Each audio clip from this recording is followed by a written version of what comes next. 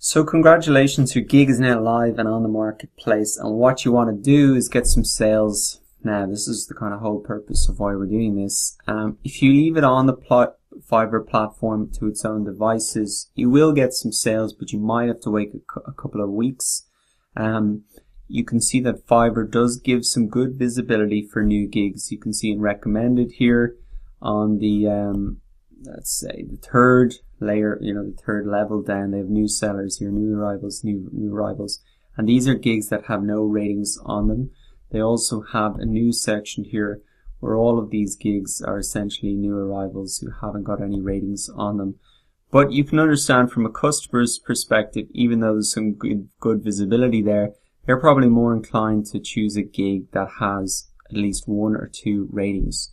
Although there can be good bargains here, you kind of there's a balance there. So what I would recommend you do is, in order to speed up that process, to get a couple of positive ratings, that you actually promote the gig yourself to whatever networks you have.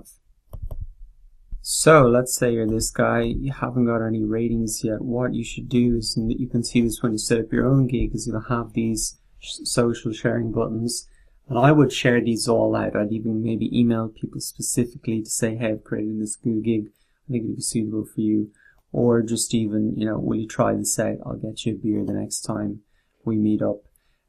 So I would really encourage you to do that. If you can do that, promote a little bit yourself. You can get 1 or 2 positive reviews. That looks much better in the marketplace. It also looks much better to Fiverr, and they're more likely to raise your gig up and give it more traffic. So go ahead and do that, because it will really help get your gig kicked off and looking positive from the start.